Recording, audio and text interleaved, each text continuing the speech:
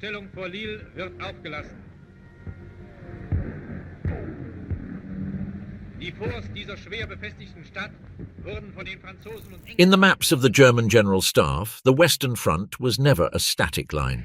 In its first phase, it was the scene of the most dizzying victory in modern military history. And in its second phase, between 1942 and 1944, it became a problem that no German general knew how to solve, defending thousands of kilometers of Atlantic coastline with resources that were bleeding out without pause in the east. From May 1940 to June 1944, exactly 1,492 days passed. During that time, the Wehrmacht went from dictating the armistice in the forest of Compiègne to waiting for an Allied invasion whose exact direction it could not predict. The arc of this transformation is one of the most dramatic stories of World War II, and it has rarely been told from inside the German command. The False War, the joke that no one found funny, September 1939 to May 1940. On September 3, 1939, Great Britain and France declared war on Germany. In Berlin, the news came as a cold shower. Hitler had bet everything on the passivity of the Western powers. He had seen them retreat in Austria. He had seen them give in at the Sudetenland. He had seen them bow in Munich before the personal pressure of Neville Chamberlain and the signing of agreements he had never intended to honor. Now, for the first time, they had said no, that they would not tolerate a new violation of borders. And their Chancellor stood in silence for long seconds in front of his desk in the Reich Chancellery. Field Marshal Keitel, who was present at those hours, would later describe this attitude as a mix of genuine perplexity and a cold calculation that quickly recovered. According to Keitel himself, Hitler never believed that France had a true intention of going to war. He trusted it with a certainty bordering on obsession. And the first 7 months of the conflict in the West seemed to prove him right. Throughout the autumn of 1939 and all through the winter, the Western Front remained in a state of spectral suspension. The French had 108 divisions mobilized, divided into 57 infantry, 5 cavalry, 1 armored and 45 reserve or territorial troops. The British sent their expeditionary force to the continent under the command of General Lord Gort, and yet no one attacked. French newspapers named this period with a phrase that would go down in history, la drôle de guerre, the phony war. In Germany, they called it the Sitzkrieg, the sitting war. But behind this apparent calm, a battle of ideas as intense as any combat on the open field was taking place within the German High Command. The clash between Hitler and Brauchitsch. On November 5, 1939, the Commander-in-Chief of the Army, Colonel General Walter von Brauchitsch, presented himself before Hitler with 2 reasons why the army was not in a position to launch an offensive toward the west in the following weeks. The first, the infantry had demonstrated during the Polish campaign an excess of caution and lack of offensive momentum. The second, discipline in the troops had fallen in a worrying manner, with acts of drunkenness in trains and stations that station masters had reported in writing. Hitler exploded.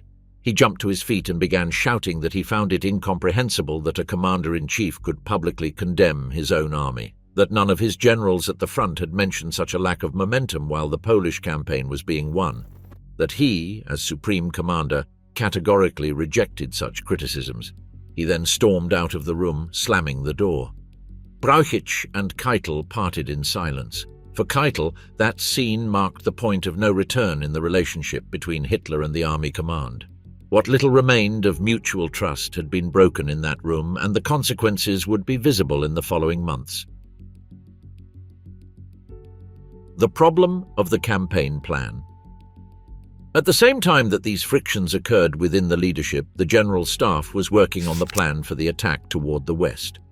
The proposal that General Franz Halder presented to Hitler was essentially a modernized variant of the old Schlieffen Plan, a large encirclement from the north, crossing Belgium toward the Atlantic with the right wing as the main force. Hitler listened to it, looked at the maps that Halder had left on the table, and before leaving told Keitel and Jodl, "It's the old Schlieffen Plan with a strong right flank toward the Atlantic coast. With that trick you can't win twice. I have a completely different idea." He was right, and the different idea was not exactly his. General Erich von Manstein, then Chief of Staff of Army Group A, under the command of Colonel General Gerd von Rundstedt, had been developing a radically different proposal for weeks. Manstein clearly saw the fatal flaw in the OKH plan. If the Allies expected the attack from the north, as would be reasonable after seeing the German maps captured in Belgium aboard a plane in January 1940, the attack would result in a head-on collision with the enemy's largest forces. A frontal attack on a prepared army rarely produces decisive results. Manstein's alternative was bold to the point of recklessness. The main weight of the German attack should not go through the north, through Belgium, where the enemy expected it. It should go through the south, through the Ardennes, a rugged and wooded terrain that Allied strategists considered virtually impassable for armored forces. Manstein argued precisely the opposite. General Heinz Guderian, the foremost German theorist of armored combat, had confirmed to him that his tanks could indeed cross the Ardennes. If that were true, a tank force could be launched through that weak point, cross the Muse River at Sedan, and then turn north toward the English Channel. The result would be the cutting of all supply lines for the Allied army that had advanced into Belgium, trapping it between two forces.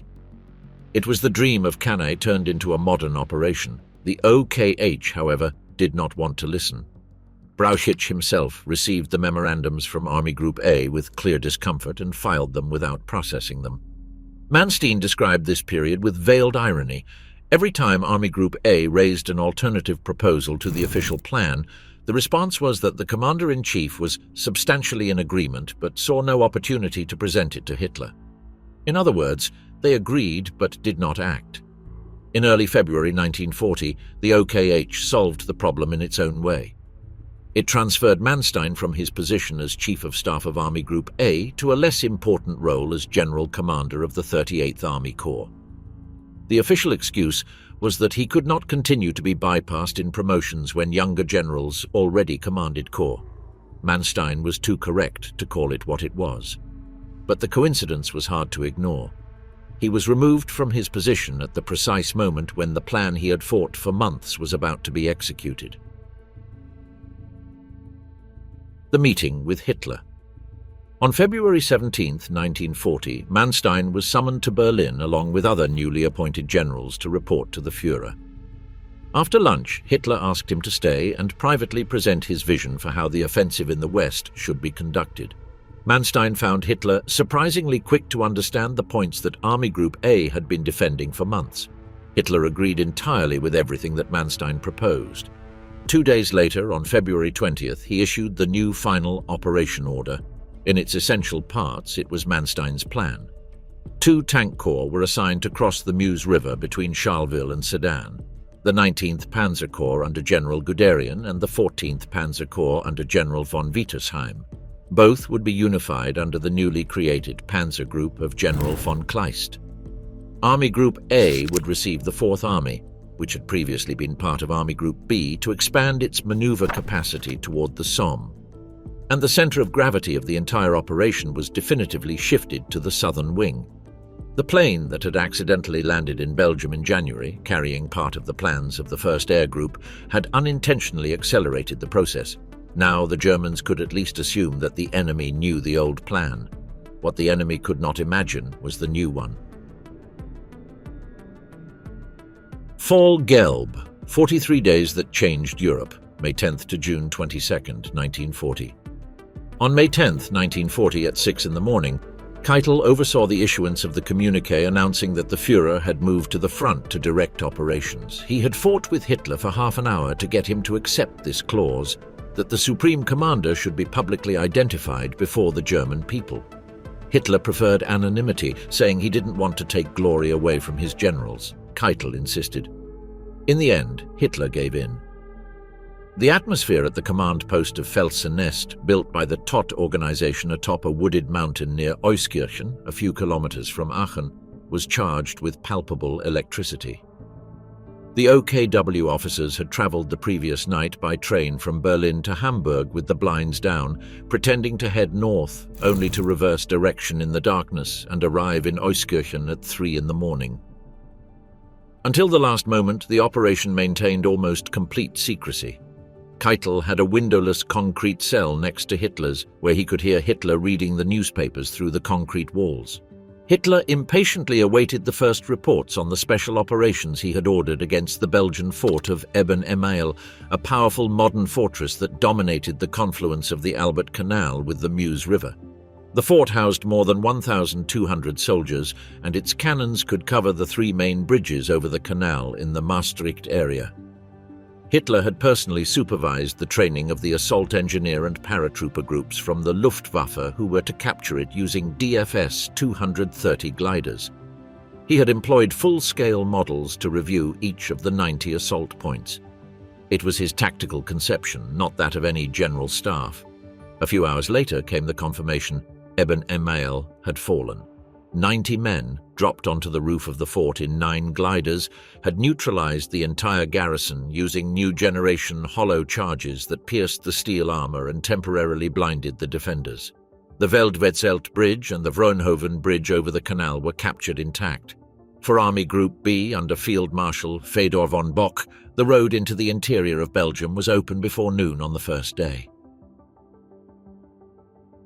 The deception that worked. In the south, Guderian's armoured columns were crossing Luxembourg toward the Ardennes on 2-lane roads flanked by forests. The motorized column of the 19th Panzer Corps stretched over more than 200 kilometers of road, with the engine roaring and exhaust smoke mixing with the morning fog. The German engineers had checked in advance that the bridges could withstand the weight of the Panzer III and Panzer IV. The Luxembourg road maps had been studied for weeks. However, the Allied aviation had its eyes on Belgium. The spectacular advance of Army Group B, the sound of Hoepner's tanks crossing the canal, the paratroopers landing on Dutch airfields. All of that absorbed the attention of the French command. General Maurice Gamelin, Allied Supreme Commander, responded exactly as the German plan had foreseen. He activated Plan D, ordering his best motorized divisions, including the 1st French Army and the British Expeditionary Force, to advance into Belgium. The Allied forces marched north, unaware that by doing so, they exposed exactly the point that Manstein had pointed out for months. The Ardennes, that rugged terrain of hills, dense forests and watercourses that Allied staffs considered impassable for armoured forces, was being crossed while the best French divisions marched in the opposite direction. The crossing of the Muse at Sedan, May 13, 1940. On May 13th, Guderian's panzer divisions reached the Muse at Sedan after crossing more than 100 kilometers of difficult terrain in 72 hours, a pace that Guderian himself considered at the limit of what was possible. The river at that point was about 80 meters wide. The southern bank was flat and clear, dominated by the wooded heights that the French Second Army, under General Charles Hunziger, occupied in an organized defense.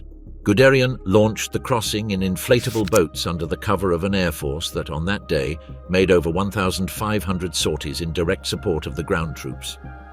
The Junkers Ju-87 Stuka dive bombers attacked in uninterrupted waves for hours, using psychological impact to compensate for what they lacked in precision. The shrill sound of the sirens mounted on their landing gear, designed specifically to amplify the terror effect, turned every attack into something closer to torture than conventional bombing. French survivors from the Sedan sector would later describe that afternoon as the most terrifying of their lives. The continuous explosions, the dust that made it impossible to see, and the impossibility of holding a firing position while the planes dived from 200 meters. The French resistance at the Muse disintegrated more from psychological collapse than from direct casualties. By 9 p.m. on May 13th, engineers from Guderian's 1st and 2nd Panzer Divisions were laying semi-permanent bridges across the river. By 4 a.m. on May 14th, the first tanks were crossing into the interior of France. At that very moment, the 41st Panzer Corps under General Hans-Georg Reinhardt was also crossing the Meuse at Monthermé, 40 kilometers to the northwest, and the 15th Panzer Corps under General Hermann Hoth was advancing further north toward Dinant. 3 simultaneous armoured bridgeheads over an 80-kilometre front. The Allied front had insufficient reserves to seal them all. The race to the Channel, the sabre cutting behind. What followed was one of the fastest exploitation operations in military history. In 8 days, von Kleist's columns covered more than 300 kilometers deep into France, reaching Abbeville and the English Channel on May 20, 1940.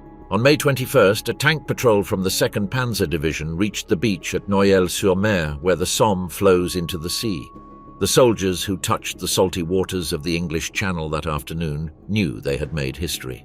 The Allied forces in Belgium, the entire Belgian army, the British Expeditionary Force, and the best units of the 1st French Army were cut off from their supply bases and from the bulk of the French army. There was no way to supply this pocket. There was no way to resupply it with ammunition. It was just a matter of time. Now there was only one thing left: tighten the noose. But here, for the first time, Hitler intervened in the development of a battle that had already been won. On May 24th, when von Kleist's armoured columns were preparing to pounce on the last Allied escape corridor toward Dunkirk, the order came to stop the advance along the AA Canal. Interpretations of this episode have filled shelves of historiography for 80 years. Keitel presented his version. During the command conference, the army generals informed Hitler of the problem with the terrain southwest of Dunkirk, a plain of polders intersected by thousands of canals and ditches below sea level. In 1914, that same plain had flooded and halted the northern German flank.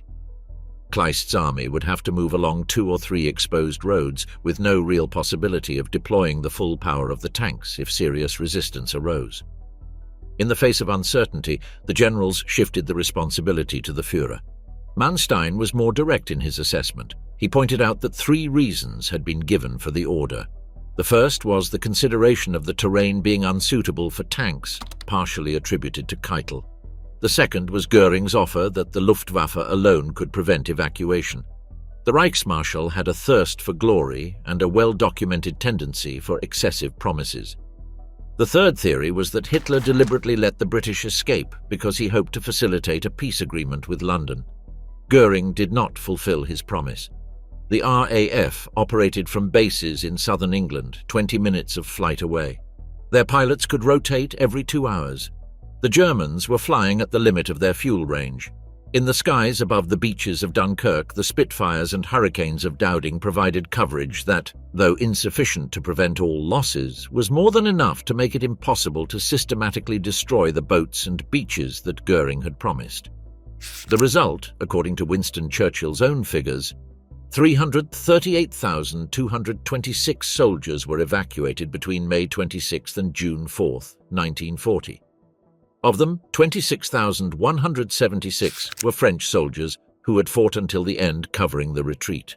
They all lost their heavy weapons, 84,000 vehicles, 2,500 pieces of artillery, 90,000 rifles abandoned on the beaches. But they made it alive to England. Keitel admitted in his memoirs, with unusual honesty for him, that Hitler's decision was ultimately wrong, and that if the commanders had had true courage, they would never have shifted responsibility to the Führer. That at that moment of collective weakness in the German command, the opportunity to eliminate the British army as a fighting force was lost, with all the consequences that would have for the rest of the war. The second phase, the fall of France. While the armoured divisions turned north to close the encirclement at Dunkirk, Army Group A did not rest. The 12th Army of General Wilhelm List was reorganising for the second phase of the campaign. Manstein, from his command post with the 38th Army Corps on the northern bank of the Somme, watched the movements with the satisfaction and simultaneous frustration of someone seeing a plan he had conceived but no longer controlled. On June 5, 1940, General Günther Hans von Klug's Fourth Army launched Operation Fallrot Case Red, the crossing of the Somme. Manstein's 38th Corps attacked on both sides of Compiègne with 3 divisions, the 46th Sudeten Infantry Division, the 27th Swabian Division, and the 6th Westphalian Division in reserve. Opposing them was a colonial division of Senegalese black troops and the 13th Alsatian French Division. Manstein ordered the infantry to advance at night to the riverbanks with inflatable boats, pontoons and planks, without firing a single shot to warn the enemy. The surprise crossing at dawn on June 5th succeeded along the entire front, catching the defenders off guard. But in the villages on the southern bank and on the cliffs overlooking the valley, resistance revived with a toughness that Manstein described with genuine respect. The Senegalese fought, in their own words, with the characteristic thirst for blood and disregard for life of colonial soldiers, and the Alsatians with the tenacity of a people who had served in the same German army in another war. On June 9th, the 38th Corps crossed the Seine at Les Andelys and Vernon, becoming the first of the 4th Army's corps to establish bridgeheads on the southern bank. Manstein personally led the maneuver, driving ahead in his Kübelwagen to the vanguard divisions to see with his own eyes what resistance the enemy was offering in the villages in front of his lines. It was not the expected behavior of a corps commander, and he knew it, but he considered it necessary to demonstrate by example that the pursuit must be relentless. Every hour of hesitation was an hour the French used to organize a new defensive line. On June 17th, Marshal Philippe Pétain, the hero of Verdun and the elderly man whom the French political class had turned to as a last resort, assumed the leadership of the government and began negotiations for an armistice. His words to the French people over the radio were those of someone asking for the suffering to stop, not of one accepting defeat. He was 84 years old. On June 22nd, Manstein's 38th Corps had crossed the Loire. At that point, near Ingrades, the river is about 600 meters wide with a powerful current. The German engineers laid a bridge over a nearly 10-meter drop between the banks using emergency ramps. The heavy vehicles crossed by ferry under the sporadic fire from the last French tanks positioned on the southern bank. On the same day, in the forest of Compiègne, Keitel signed the armistice. The Compiègne Armistice, the symbolic revenge. The conditions of the armistice had been drafted by the OKW before the French collapse. Keitel had personally prepared them and presented them to Hitler, who reviewed them for a day, changed the wording in several points without altering the content, and added the preamble in his own handwriting. That preamble was history. It proclaimed that the war in the West had ended with Germany's total victory and that France had been defeated after fighting valiantly. The Foch carriage had been taken out of the museum and returned to the same clearing in the forest where it had stood in 1918. Photographers captured the image of Hitler sitting in the same chair where Foch had sat as the victor 21 years earlier. The symbolic reversal was total and deliberate. For millions of Germans who remembered November 1918 as the greatest humiliation of their lives, those images were a form of reparation. The French delegation arrived led by General Charles Hunziker, an Alsatian of German origin. Keitel read the preamble aloud in a martial tone. Then Hitler left the carriage with his entourage, leaving Keitel in charge of the formal negotiations. The French asked for an hour to study the conditions and went outside, where they kept an active telephone line with Marshal Pétain in Vichy through the front lines. Keitel later admitted to having listened to those conversations through interceptions. When the French attempted to soften some clauses regarding the demobilization of the fleet and the treatment of prisoners of war, Keitel presented an ultimatum for 6 p.m. This rigidity, he would later recall, was deliberate. He did not want the French to believe they could negotiate the substance of the terms, only the manner in which they would be applied. What shocked Hunziker at the end of the ceremony was discovering that the armistice with Germany would not take effect until the corresponding one with Italy was also signed. Keitel deliberately revealed this at the last moment, when there was no possibility of objection. The French general was visibly shaken. The Germans had conquered France. The Italians, who had attacked through the Alps when the German victory was already a foregone conclusion, and whose offensive had been halted by the few French battalions defending the Alpine border, had not. That night, at the Führer's headquarters in the Belgian village of Brully-de-Pêche, there was a brief celebration. A military fanfare, the hymn Nun danket alle Gott. Keitel spoke a few words. Hitler shook his hand and withdrew without another word. Days later, Hitler made his only visit to Paris, arriving at Le Bourget airport at 4 a.m. with a small entourage. He toured the sleeping city by car, Montmartre, the Arc de Triomphe, the Opera. He stopped longer at the Opera than anywhere else, explaining to his guide details of the interior architecture that the Frenchman did not know. At Napoleon's tomb at Les Invalides, he remained silent for a long time. As Paris awoke, the convoy left the city. Keitel would later recall seeing him at that moment more like an excited tourist than a conqueror, the architect who never was touring the city he had imagined for decades. The British problem, Operation Sea Lion and the Battle of Britain, July to October 1940. The war should have ended there. That was the logic Hitler had followed from the beginning: defeat France, eliminate the only serious continental adversary, and negotiate with Great Britain from a position of absolute strength. The British Empire would remain what it was. Germany would dominate the continent. On July 19, 1940, in the Reichstag filled with newly promoted generals, Hitler made his final appeal to reason. Lord Halifax rejected it by BBC without delay.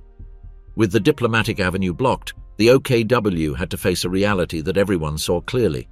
Germany had never planned a massive amphibious invasion. The Wehrmacht was essentially a land army. The Kriegsmarine had lost 3 heavy cruisers, 10 destroyers, and a light cruiser during the Norwegian campaign, and its escort capacity in the English Channel against the Royal Navy was, at best, uncertain. Operation Sea Lion, Seelöwe, was developed under time pressure that left little room for rigorous planning. The planned operation required landing 13 divisions in the first wave along a coastal strip of nearly 200 kilometers from Ramsgate in the north to Lyme Bay in the west. Admiral Raeder believed that managing such an operation in the Channel, with its variable currents and unpredictable weather, was akin to throwing my troops into a meat grinder. The Royal Navy had more than 70 destroyers in southern England's ports, capable of tearing apart any barge convoy in a couple of hours of nighttime action. The invasion fleet, tugboats and barges. The invasion fleet that the General Staff assembled throughout the summer was, in Keitel's description, a collection of river tugboats, Rhine barges and Flemish canal boats. In total, the OKW gathered about 2,400 ships of various types, most of which were self-propelled or towed barges that, in sea conditions exceeding Force 2, became uncontrollable. The infantry soldiers who conducted embarkation and landing exercises throughout the summer in the Channel ports did so with upset stomachs, even on calm days. The engineers from both the Navy and the Army worked with a feverish urgency to adapt the boats, installing landing ramps, mounting anti-aircraft guns, and motorizing those that were towed. Colonel Siebel of the Luftwaffe developed an emergency self-propelled boat, the Siebel Ferry, made up of 2 metal pontoons joined by a platform armed with anti-aircraft artillery and could be constructed in just a few days. These were brave improvisations. They were not substitutes for a real landing fleet. By the end of August, preparations had reached their peak of complexity. The Army had worked out tactical plans down to the last detail, with embarkation and landing exercises proving that it was technically possible. The Air Force declared itself ready to provide cover as long as the weather was favorable. The Navy expressed its most serious reservations about the entire operation, considering that assuming such a risk with the available means was close to suicidal. On September 17, 1940, Hitler ordered the indefinite postponement of Operation Sea Lion. It was not formally cancelled, it was suspended, which in practice was the same. The Battle of Britain, an aerial duel without conclusion. The alternative chosen was the strategic aerial offensive. On August 13, 1940, the Adlertag, or Eagle Day, the Luftwaffe launched the main phase of its attacks against Great Britain. Goering's original plan was simple in its conception: destroy the RAF Fighter Command, annihilate the radar network of the chain home system along the English coast, and reduce the southern England airfields to rubble. Once this process was completed, estimated to take 4 weeks by the German General Staff, the RAF would be neutralized and Operation Sea Lion could be executed with guaranteed air cover. The problem was that the English radar network was more resilient than the Germans had calculated. The radar stations of the chain home system could be hit by bombs, but their structure was so simple, essentially a series of antenna masts and equipment huts, that they could be repaired in hours. The stations destroyed in the morning were operational again by the afternoon. The airfields of southern England did suffer severe damage. During the final 2 weeks of August and the first week of September, the fighter command of Marshal of the ERAF Hugh Dowding found itself under pressure that its own reports described as unsustainable in the long term. The losses in pilots were harder to replace than losses in aircraft. The airfields at Biggin Hill, Kenley, Hornchurch and Manston were being damaged at a pace that forced them to operate with runways under repair and command facilities temporarily relocated. Keitel observed this period with growing unease, not because the air battle was going badly, but because Göring's command concept presented structural flaws. The Reichsmarschall interfered personally in tactical decisions, changing objectives without consulting his operational commanders. On August 12th, he ordered that attacks against the radar stations cease because, in his assessment, the masts could be destroyed more easily than the airfields. It was a conceptual error. The masts could be repaired, the airfields could not be destroyed as quickly as he believed. The most significant decision came on September 7th. After an RAF attack on Berlin with minor damage but symbolically devastating enraged Hitler, the Luftwaffe changed its objectives. Instead of continuing to strike the airfields and the defense system of southern England, it began bombing London. The Blitz had begun. It was a strategic error with enormous consequences. The RAF airfields, already close to the limit of their capacity to resist, received a respite that they used to repair facilities, resupply, and reorganize. Dowding's fighter command was never destroyed because its bases stopped being the primary target at the most critical moment.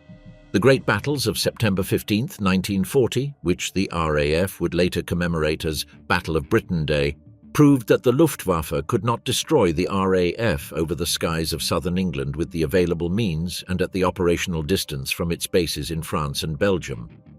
The Messerschmitt Bf 109 fighters operated at the limit of their range when they reached London, with barely 20 minutes of combat time before they had to return or run out of fuel over enemy territory. At the German headquarters, the impression that the British fighter squadrons were on the verge of collapsing became a wish projected onto reality. Each Luftwaffe report exaggerated enemy losses and minimized their own. Hitler and Göring listened to these reports because they needed to believe them. The reality was different. The RAF was producing aircraft at a faster rate than the German aviation industry, and although the number of available pilots was low, it was still enough to keep the defense system operational. Operation Sea Lion was de facto cancelled when, on October 12, 1940, Hitler ordered the postponement of preparations until the spring of 1941. In practice, it would never be resumed. The spring of 1941 would bring other plans with a different theatre of operations. July 19th and the mass promotion. Among the episodes Keitel would recall from those months, one particularly disturbed him: the Reichstag session of July 19, 1940, which was attended by nearly all of the German military leadership. On that day, Hitler promoted 12 generals to the rank of Field Marshal. Keitel himself was among them. He acknowledged in his memoirs that receiving this honor deeply unsettled him. He had not been a frontline general. He had not led troops into battle. He was the head of the Führer's military bureaucracy, not a soldier in the sense he himself attributed to that word. That Göring was promoted to Reichsmarschall, a rank without precedent in German military history, and that at the same time he had failed to fulfill his promise of destroying the British Expeditionary Force and the RAF, made the ceremony even more strange. The applause in the Reichstag, however, was real. In that room on that day, Hitler was invincible. Manstein, who had conceived the plan that made all of this possible, was not among those promoted. He received the Knight's Cross of the Iron Cross. It was an honor, but not a promotion to the rank he deserved. The distance between the architect of the triumph and the recognition he received marked an asymmetry that would never fully resolve. The weight of the ally: Italy, the Mediterranean, and the birth of the Africa Course, 1940 to 1941. In August 1940, while Operation Sea Lion was fading, Keitel received instructions from the Führer to meet in Innsbruck with Marshal Pietro Badoglio, chief of the Italian General Staff, and offer him 2 German panzer divisions to reinforce the Italian position in North Africa. Badoglio's response was that tanks were useless in the desert due to their lack of mobility in the sand. Keitel and Jodl returned to Berchtesgaden without accomplishing their mission, but they brought back the hams Badoglio had left in the hotel room as a food subsidy, according to Keitel's dry observation. It was a foretaste of how the alliance with Rome would work throughout the war. The Italian problem was, in the eyes of the OKW, a permanent complication. Marshal Rodolfo Graziani, commander-in-chief of the Italian forces in Tripolitania, had launched an offensive from Libya into Egypt in September 1940, advancing about 90 kilometers before halting at the town of Sidi Barrani. In December 1940, a British counter-offensive under General Richard O'Connor destroyed 10 Italian divisions in Operation Compass, capturing over 130,000 prisoners and advancing as far as the Gulf of Sirte. The Italian collapse threatened to expel the Axis from all of North Africa and open the eastern Mediterranean to the Royal Navy. Hitler decided to intervene. In February 1941, General Erwin Rommel arrived in Tripoli with the embryo of what would become the Deutsches Afrika Korps, initially the 5th Light Division and the 15th Panzer Division, with the support of Air Group 2 under Marshal of the Luftwaffe Albert Kesselring. The initial mission was defensive, stabilize the front and prevent the loss of Tripoli. Rommel had other ideas. On March 24, 1941, without waiting for orders from Berlin and with half of his forces still arriving at Tripoli's port, he launched an attack eastward that, in 3 weeks, reconquered the entire Cyrenaica. Tobruk was surrounded. The British retreated to the Egyptian border. Rommel, who would be promoted from division general to field marshal within a year, proved to be the most brilliant and dynamic commander Germany had produced in that theatre. And yet, Keitel viewed him with a mixture of admiration and frustration. Keitel himself would write in his memoirs a phrase that summarized the dilemma. He could not avoid wondering what Rommel might have accomplished if he had fought in the only theatre where the fate of Germany was being decided, in the East. The Mediterranean was, from Berlin's perspective, a secondary theatre, indispensable while Italy remained an ally, but secondary. The resources sent to North Africa were resources that could not be used in Russia, and starting in the summer of 1941, Russia would absorb everything. The front that didn't exist, the Western Void, 1941 to 1942. While the German army advanced toward Moscow, Leningrad and Kiev in the summer and autumn of 1941, the Western Front was more of an administrative concept than a military one. The armies that had conquered France remained stationed from the Norwegian coast to the Bay of Biscay. Army Group D, under the command of Field Marshal von Witzleben and later Field Marshal von Rundstedt, controlled all of occupied French territory with an occupation force more focused on policing than combat. The main real threat on this front was the submarine warfare. U-boats operated from bases in Brest, Lorient, La Rochelle, Saint-Nazaire and Bordeaux, hitting Atlantic convoys attempting to sustain Britain. But on land, the calm was nearly absolute. The Vichy French collaborated with the occupier, the internal resistance was still fragmented, and the Anglo-Americans were far from having the capability to launch an invasion of continental Europe. Nevertheless, the OKW could not completely ignore this Atlantic front.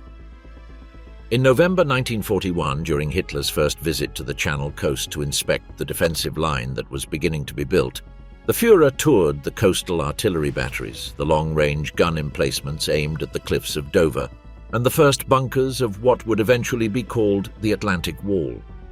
What he saw during that Christmas tour of 1940 to 1941 were still modest installations, more of a propaganda gesture than a real defense.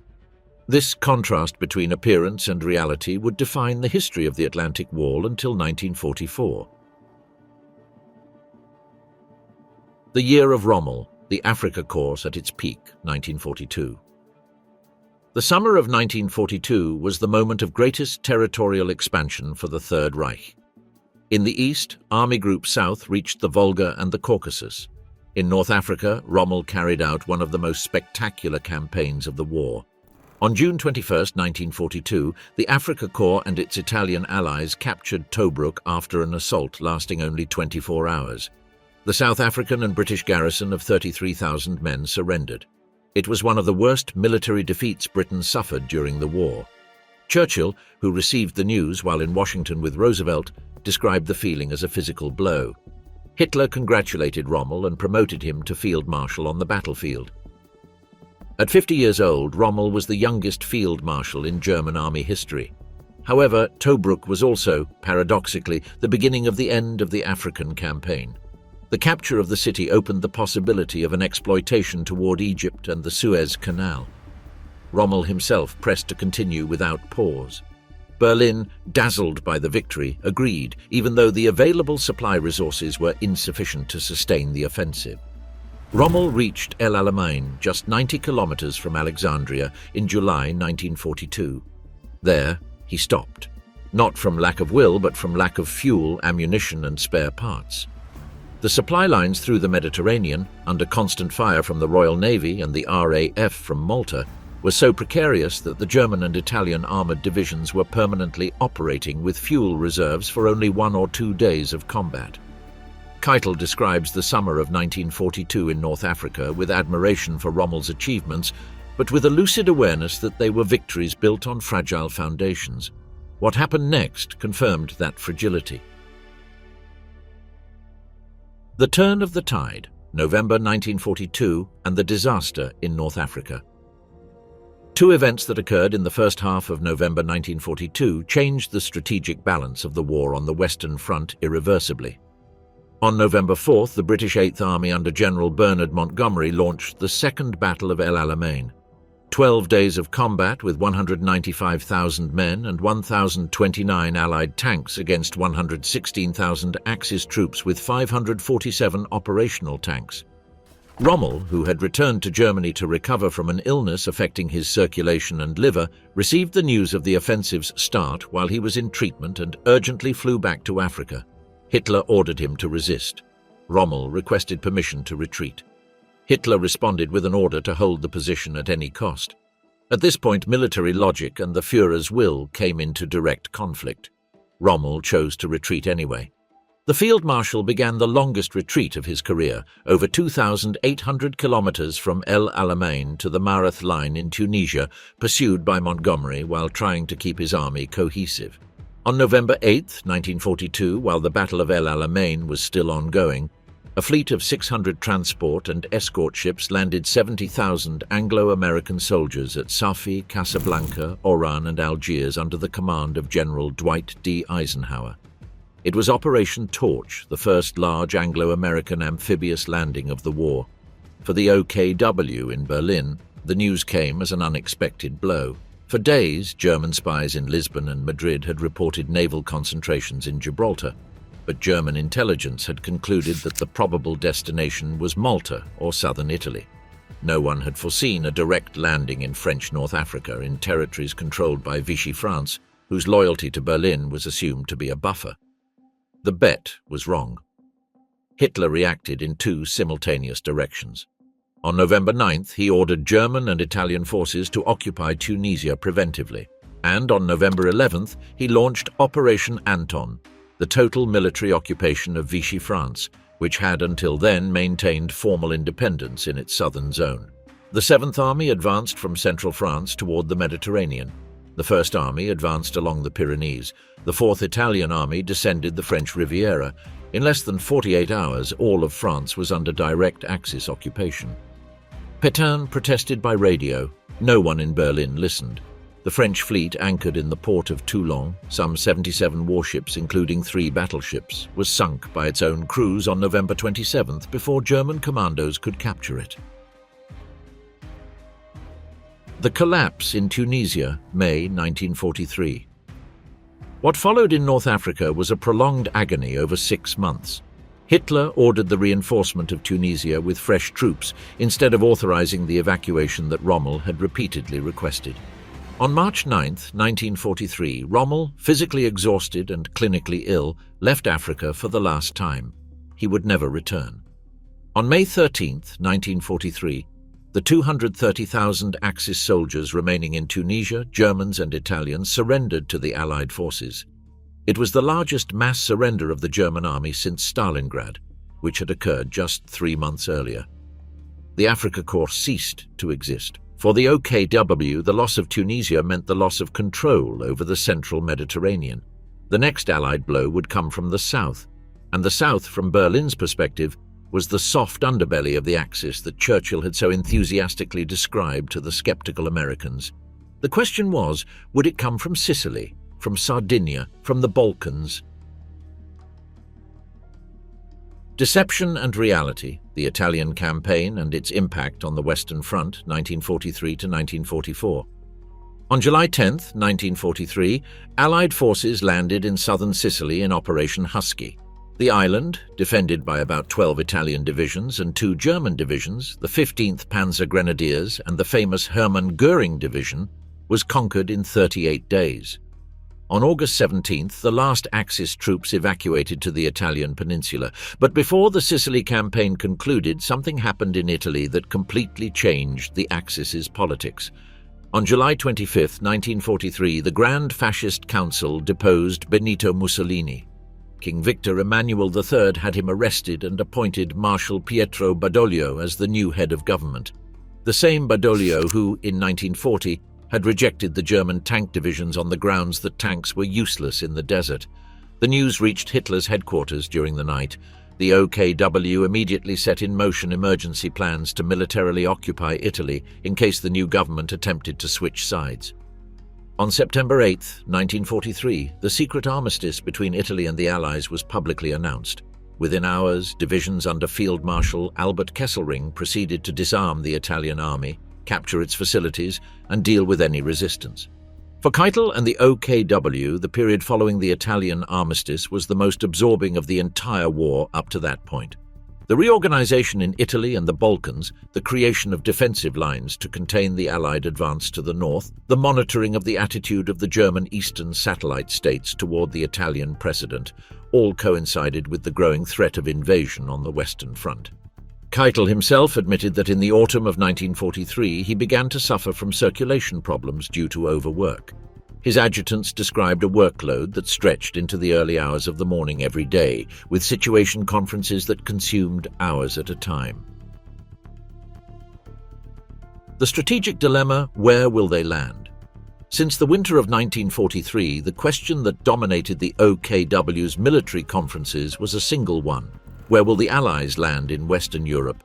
Will it be at the Strait of Dover, the shortest point across the Channel, in Normandy, in Brittany, in the Gulf of Lion, in the Balkans? The answers varied depending on the interlocutor, and each answer had direct implications on how to distribute tank reserves and divisions across thousands of kilometers of coastline. Field Marshal Gerd von Rundstedt, reinstated as Commander-in-Chief of the West after his relief in December 1941 and his recall to Berlin to assume command in 1942, maintained that the invasion would come through the Strait of Dover. It was the shortest distance from the English ports, the most direct path to Germany's industrial heart.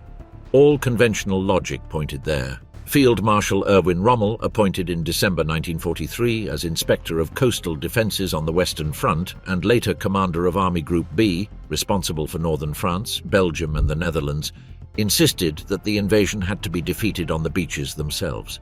He argued that in 1944, with the Allies' air superiority, no motorized reserves could be moved to the coast at night without being destroyed from the air during the day.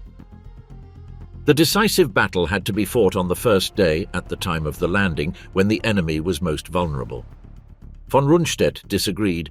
He preferred to keep armoured reserves inland to launch a massive counterattack once the main direction of the assault was known. Neither of them had full control of the reserve armoured divisions. Hitler kept them under his personal command, refusing to delegate them to either of the 2 field marshals. The Atlantic Wall, the Paper Fortress, 1942 to 1944. On the propaganda maps of Goebbels' ministry, the Atlantic Wall was an unprecedented engineering feat: 2,700 kilometers of reinforced concrete, heavy artillery, underwater obstacles and minefields from Norway's North Cape to the Spanish-French border in the Pyrenees. An impenetrable barrier that would turn any invasion attempt into a bloodbath for the aggressor. The reality was quite different. Rommel himself was shocked by what he found when he personally inspected the coastal defences in the winter of 1943 to 1944. The most elaborate fortresses were in the Strait of Dover, where long-range artillery could reach the English coasts and in certain specific coastal sectors. But large stretches of the Atlantic coast were defended by makeshift bunkers, barbed wire and second-rate infantry divisions, partly made up of soldiers over 40 years old or volunteers from the occupied Soviet Union, the so-called Ost battalions, with irregular motivation and training. Rommel ordered an urgent improvement program for the defenses. Throughout the winter of 1943 to 1944, millions of mines were placed on the beaches. Submarine obstacles were installed, posts with mines at the tip, coils of barbed wire, steel beams welded together to wreck the hulls of landing craft. Existing strongpoints were reinforced with concrete and new ones were built. The TOT organization mobilized hundreds of thousands of workers, including prisoners of war and forced laborers from across occupied Europe, to work on the constructions at a pace dictated by available daylight hours. But the time was insufficient, and so were the resources. The 4 years of construction that General Fritz Todt, who died in an air crash in February 1942, had originally projected to complete the wall had largely been wasted. The emphasis on building submarine bases for the U-boats, the concrete bunkers several meters thick in Brest, Lorient and Saint-Nazaire, had consumed much of the cement and steel available in 1942. Now, in 1944, when time was pressing, materials were scarce. In January 1944, Rommel personally toured the Normandy coast. What he saw caused him concern, which he conveyed in the reports he regularly sent to the OKW. The beaches of Normandy were a weak point. The terrain behind them, the Normandy bocages, that mosaic of fields enclosed by 3-meter-high hedgerows on earth embankments, would be a nightmare for tanks.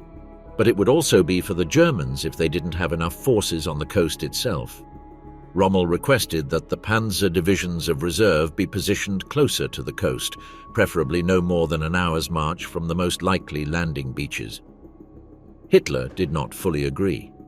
Discussions between Rommel, von Rundstedt, General Leo Geyer, von Schweppenberg, commander of the Panzer Group West, and Hitler himself about the disposition of reserve tanks dragged on until the days leading up to the landing without satisfactory resolution. The intelligence of deception, Operation Bodyguard and Fortitude. What the Germans could not know was that the Allies had set up the largest strategic deception program in modern military history. Operation Bodyguard, with its most important element on the Western Front being Fortitude South, built a false reality for months intended to convince the Germans that the main landing would occur at the Strait of Dover. A fictitious army, the 1st United States Army Group, was created in southeastern England with real radio signals, false vehicle movements, and fake camps visible from aerial photography. The nominal commander of this non-existent army was General George Patton, whom the Germans considered the best American commander. Messages from double agents constantly fed false information to German intelligence pointing toward Calais.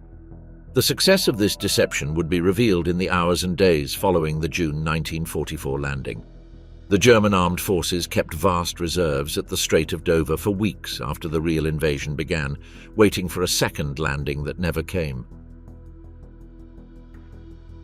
July 1944, the invasion and the betrayal, June to July 1944. On June 6, 1944, at 6:30 in the morning, the first waves of Operation Overlord touched the Normandy beaches. While American paratroopers from the 82nd and 101st Airborne Divisions and British paratroopers from the 6th Airborne Division had been fighting inland for hours, 5 infantry divisions simultaneously landed on 5 beach sectors: Utah, Omaha, Gold, Juno, and Sword. Behind them, an armada of 5,000 transport and escort ships, the largest naval fleet ever assembled in history, covered the Gulf of the Seine. At the headquarters of Army Group B in La Roche-Guyon, the castle that the Duke of Rochefoucauld had made available to Rommel, the night of June 5th to 6th passed without any special alarms. Rommel was not there. He had travelled to Herlangen in Württemberg to see his wife on her birthday.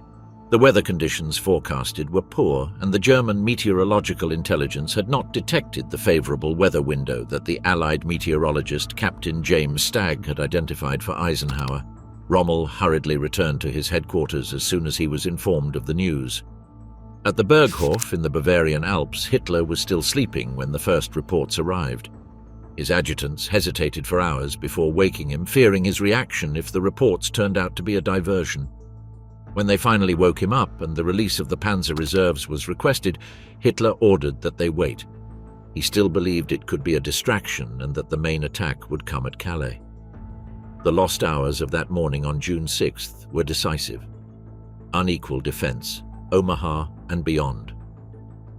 In the German sector of Omaha Beach, the 352nd Infantry Division, a relatively high-quality unit that had not been identified by Allied intelligence at this specific position, inflicted the highest American casualties of the day. The cliffs of Pointe du Hoc, the beach exits blocked by MG-42 machine gun bunkers capable of firing 1,200 rounds per minute, and the obstacles that had survived the naval bombardment turned the beach into a slaughterhouse during the first hours, but the Americans kept coming, division after division, vehicle after vehicle, and behind them, more ships. Field Marshal von Rundstedt realized that afternoon what that avalanche meant. He urgently requested the release of the two Panzer Reserve divisions, the 12th SS Panzer Division, Hitler Jugend, and the Panzer Lehr Division. Hitler took until noon to authorize it. By then, the Allied aerial advance had already started hammering all the roads in Normandy. The daylight movement of armoured columns had turned into a hellish journey under the bombs of British Typhoon fighter bombers and American P-47 Thunderbolts. The 12th SS Panzer Hitlerjugend, under the command of Brigadeführer Fritz Witt, who would die under naval fire on June 14th, took more than a day to cover the 60 kilometres that separated them from the coast. Rommel's role and logistical strangulation. In the weeks following the landing, the Battle of Normandy became an asymmetrical war of attrition.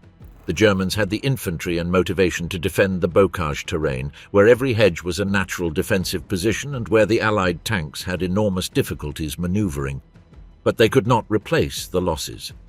The bridges of the Seine, the Loire, and the railway hubs had been systematically destroyed by Allied aviation in the weeks prior to the landing as part of a program of battlefield isolation that prevented reinforcements and supplies from reaching Army Group B. Rommel drove along the front, personally visiting his division commanders, giving instructions and checking the situation. It was his style. He liked to see things with his own eyes. On July 17, 1944, while returning from one of these inspection visits along the road between Vimoutiers and Livarot in the Calvados department, his car was attacked by two Spitfire fighter bombers from the 602nd Squadron of the RAF. The driver lost control. The car went off the road. Rommel was thrown out of the vehicle. He suffered a skull fracture in 4 places, a cheekbone fracture, and damage to his left eye. He was clinically unconscious when picked up. He was evacuated to the hospital in Bernay. He survived. On July 20th, 1944, the conspiracy and its consequences. 3 days later, on July 20th, 1944, the bomb hidden in a briefcase by Colonel Klaus Schenk von Stauffenberg exploded at Hitler's headquarters in Rastenburg, East Prussia, under the conference table in the Wolfschanze, the Wolf's Lair. Keitel was in the room when the bomb exploded. He was temporarily stunned but unhurt. He was one of the people who found Hitler staggering through the rubble, with his clothes torn, his hair singed but alive. The conspiracy failed due to a combination of bad luck and hesitation. The briefcase had been accidentally moved beneath a wooden plank of the heavy oak conference table, which absorbed part of the explosion. Several officers died. Hitler survived. The consequences for the command of the Western Front were devastating. Field Marshal Günther Hans von Kluge, who had replaced von Rundstedt as Commander-in-Chief of the West on July 4th, was involved in the conspiracy. Once he was discovered, and with the certainty of being called to account by Hitler, Kluge committed suicide by taking a poison capsule on August 19, 1944, while returning by car from his positions. Rommel, who had been aware of the conspiracy preparations, was linked to it through the testimony of other conspirators. While recovering at his home in Herlangen on October 14, 1944, General Wilhelm Burgdorf, Chief of Staff of the Army, and Lieutenant General Ernst Meisel arrived with an ultimatum from Hitler: trial before the People's Court with a near-certain death sentence, or suicide by poison with a promise of a state funeral and a guarantee that there would be no reprisals against his family. Rommel chose poison. Keitel knew what had happened. He described it shortly afterward in a letter to his wife in a roundabout way, saying that Rommel had died from the wounds of the car accident, from a blood clot, and adding that it was a hard blow, the loss of a commander favored by the gods. It was a state lie that Keitel knew was a lie. The crumbling fortress, from the closure of the Falaise pocket to the threshold of the Reich, August to December 1944. In mid-August 1944, as the Allies crossed the Seine and advanced eastward, Rommel's Army Group B, now commanded by General Feldmarschall Walter Model after von Kluge's suicide, was trapped in the Falaise pocket. Operation Cobra, launched by General Omar Bradley on July 25th, had broken the German front west of Saint-Lô with an unprecedented concentration of aerial firepower. 3,300 tons of bombs dropped on a 6-kilometer wide by 3-kilometer deep rectangle in less than 3 hours. The ground was literally pulverized. The German divisions defending this sector were either annihilated or disoriented. Through the gap that opened, General Patton's Third Army, now freed, poured west and south with the speed Patton reserved for moments of exploitation. Hitler ordered a counterattack to the west, toward Avranches, to cut off the base of the corridor through which Patton was advancing. Operation Lüttich, launched on August 7th, was a costly failure. Allied fighter bombers destroyed the head of the panzer columns on the open roads. The result was the Falaise pocket. The 15th American Corps closed the trap from the south, coming from Argentan. The Canadians pressed from the north, coming from Caen. Inside the pocket, the remnants of 7 panzer divisions and 16 infantry divisions, perhaps 100,000 men, tried to escape through a corridor that was narrowing at a dizzying speed. On August 21st, 1944, the pocket was closed. The Germans who had escaped before that moment did so on foot, abandoning almost all their heavy weapons. Those who remained inside, between 10,000 and 15,000 dead and more than 50,000 prisoners, testified to the catastrophe. Army Group B ceased to exist as an organized fighting force. Reconstruction. Rundstedt back in command. On September 5, 1944, Hitler reinstated Rundstedt as Commander-in-Chief of the West, replacing Model, who was tasked with leading Army Group B to try to stabilize the retreat. It was Rundstedt's third return to the top of the Western Command. Keitel described the scene of that meeting with a mixture of admiration for the dignity of the elderly field marshal and sadness at the absurdity of the situation. Hitler had told Keitel that the respect Rundstedt inspired across all the armed services was absolutely unique, and he added that with him, anything could be expected. Rundstedt replied to Hitler, "My Führer, anything you order, I will fulfill my duty to the last breath." It was the formula of an old-school soldier who had never learned or could not or did not want to say no. The last blow in the West, the Ardennes offensive. On December 16, 1944, Hitler launched his final major blow on the Western Front. 28 divisions, including the elite SS Panzer divisions of Sepp Dietrich and Erich von Manteuffel, attacked through the Belgian Ardennes with the goal of crossing the Muse, capturing Antwerp, and cutting off the supply lines of the Allied armies in the north.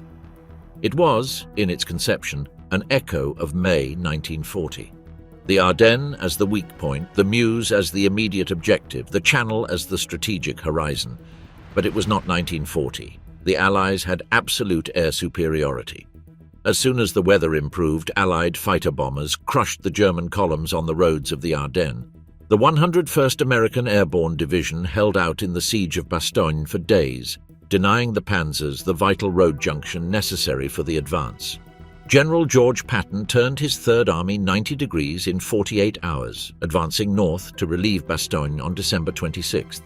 By the end of January 1945, the Ardennes offensive had completely failed. The panzer reserves that Germany had accumulated with months of effort, between 600 and 800 tanks, had been destroyed or immobilized due to lack of fuel. The German army in the West would never recover. Keitel recorded Hitler's shift in attitude towards Rundstedt during those weeks. The Führer had returned to his usual criticisms, that he was too old, that he had lost control over his generals, that he no longer controlled the situation, that he would have to be replaced again. Hitler had always prided himself on being an excellent judge of people. He never was, wrote Keitel, never was. The balance of a front. The Western Front, from the German perspective, was the story of an absolute triumph turned into a gradual defeat. The brilliant victory of 1940 was the moment when the system seemed to work perfectly. An audacious plan conceived by a frontline general executed with a speed that paralyzed the adversary, supported by the tactical and technical superiority of an air force and armored divisions unparalleled at that time. But this system had structural flaws that the initial victory concealed: the excessively centralized command authority in Hitler, the general's inability to resist political interference in tactical decisions, the permanent dilemma between operational theaters that had no possible solution with the resources available, the Italian ally who consumed energy without returning equivalent results, the strategic intelligence that could not predict the landings in North Africa or Normandy with sufficient anticipation. The Atlantic Wall, built to be the symbol of the Reich's invulnerability, was breached in a single day, not because it was made of cardboard, as is sometimes oversimplified. In the Omaha beach sectors and the strong points at Calais, the defenses were real and deadly.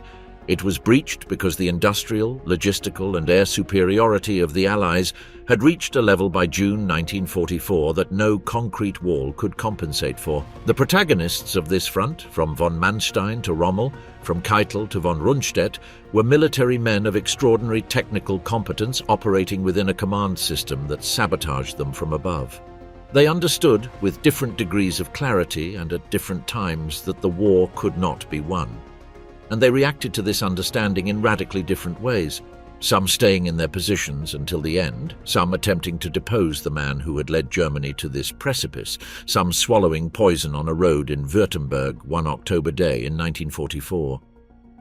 The Western Front ended on May 8, 1945, with the unconditional surrender of Germany. Keitel was the one who signed that document in Karlshorst, on the outskirts of Berlin, in front of the representatives of the four Allied powers. In the Nuremberg trials, he was sentenced to death and executed on October 16, 1946. The story that began in the Compiègne forest in June 1940 had closed its cycle in the worst possible way for those who believed during a dazzling moment that they had won everything.